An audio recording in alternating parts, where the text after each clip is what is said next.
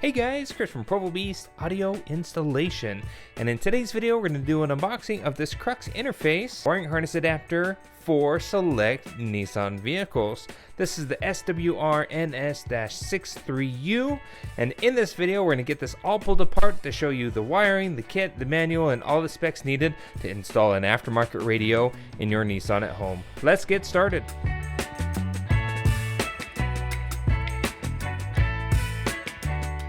Now, before we jump into things and getting this pulled apart, this harness adapter is pretty cool because not only does it support installing a new aftermarket radio in your Nissan, but it also retains and supports steering wheel volume controls with that new radio. Flipping this on over here on the back, it does support a ton of different models, which we can also put down in the description of the video here for you, from 2007 and up, and also supports a ton of different radios as well. Without further ado, let's go ahead and get this thing pulled apart to show you everything that it comes with. This video is sponsored by Crux Interfacing Solutions, an excellent location for radio replacements, camera interfaces, and more. Check out cruxinterfacing.com to start planning your next install today. Alright, so we got everything pulled out of the box here, and included with this kit is our main wiring harness adapter, where this end will plug into the plug that originally was in the factory radio. This end you'll wire into your new radio itself. Comes with a plug that goes into the steering wheel control module. This module itself will retain those buttons on the steering wheel and pair them to your new aftermarket select radio. Also included is that steering wheel control harness. This will plug into your radio steering wheel control input. In this kit also includes a Bluetooth bypass harness, which is important, and we'll talk about that here in a moment. And what's cool is Crux also throws in a box your antenna adapter. You don't have to buy this separately. It does come with a manual as well as some specialty install notes. We'll take a quick look at those now, and then we'll come back here and finish off by looking at all these parts. As we pull apart the manual here, it does show you exactly what this does and retains.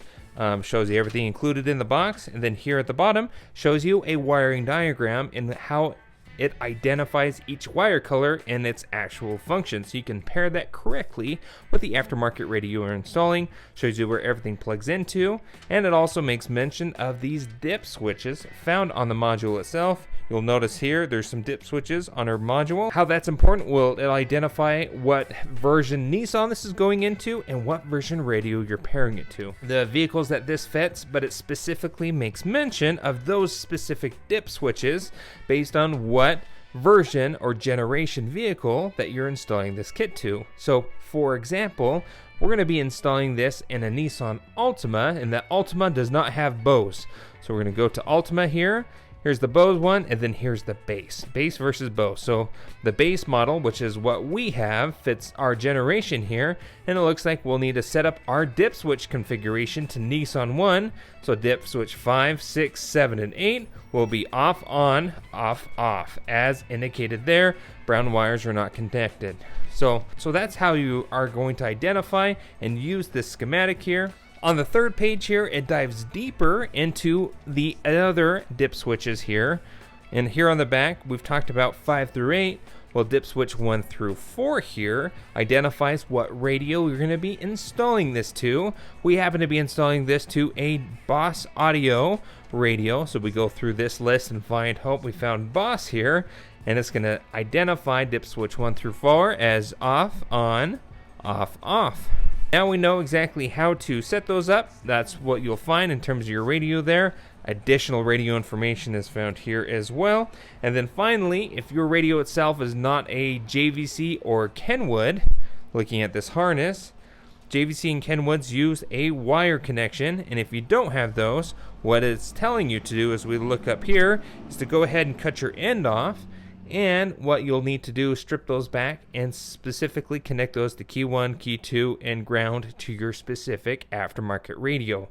So that's how you'll connect those if your radio doesn't have a WR wired remote input on the back and it's not a JVC Kenwood. Further down here, like mentioned before, it comes with this Bluetooth bypass harness. This guy, it looks like this here, and essentially here, when replacing the radio, in most Nissans you cannot retain the Bluetooth module, which could be located in various places around the car depending on the year, make, and model, but you'll still need to install this harness loop, which will allow you to retain other functions when replacing the radio. So you still got to install this even though you cannot retain the Bluetooth module. It just loops it in as if that module didn't exist. Again, look up your specific vehicle here where you're installing this, and it's going to help you identify where that Bluetooth module is. So you unplug that Bluetooth module and plug this harness in its place. Again, we happen to be doing an Altima. We find Altima here. Whether it's the coupe version or if you have the Altima sedan version, it's going to make note of that. Looks like ours will be in the top of the trunk. And finally has specific little notes here at the bottom regarding voice recognition on a Sentra, as well as specific notes on specific radio installs. So that's our manual here. Pioneer has come out with kind of new versions of their doubled in touchscreen radios, and so you'll have to specifically make note of that, as there's going to be a dip switch 3v3 within the module itself. So keep that in mind if you're doing a Pioneer, and it happens to be a brand new Pioneer with the new generation. So taking a closer look at our wiring diagram, again, our manual is going to make mention of what each wire does here, and you're going to have these bare ends that you'll strip back and connect to your corresponding radio. Now black will differ. See how we have a ring terminal here? It's common on older generation Nissans that there's no ground actually found in the factory harness. The factory radio is ground through the chassis itself. So what Crux has done is they've still provided this, but it allows you to go ahead and ground this in the event this black wire isn't connected on the other end in the factory harness. You can still ground it using a ring terminal and some bare metal back behind the radio. So you wouldn't connect this to the radio itself, you would connect this to some metal that you'll find in the radio cavity. Your speaker colors here are whites, grays, greens, and purples. In those pairs, we'll have a black wire that's going to be indicating your negative wire, and then you'll have a couple other special connections.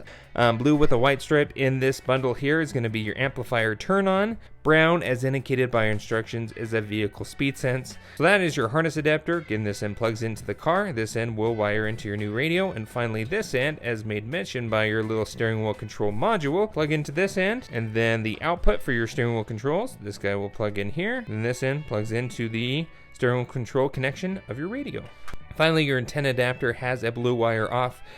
Your vehicle may have an amplified antenna circuit where this will need to be connected to. So if your radio doesn't support solid blue antenna wire, then alternatively you can just hook this into your aftermarket harness's red wire or the radio's blue-white wire. Just kind of depends on your radio. So that's about it for this unboxing. Now, if you want to see this harness kit in action, we're going to be installing this in a 2007 Nissan Altima. And in that install, we're going to show you how to get this thing soldered up and pair it to an aftermarket Boss Audio doubled-in radio. So check that video out. We'll link that down in this description. Thanks again for watching. Be sure to hit the like button if you like what you saw. And don't forget to subscribe. We post great content on the channel all the time. We'll see you in the next video.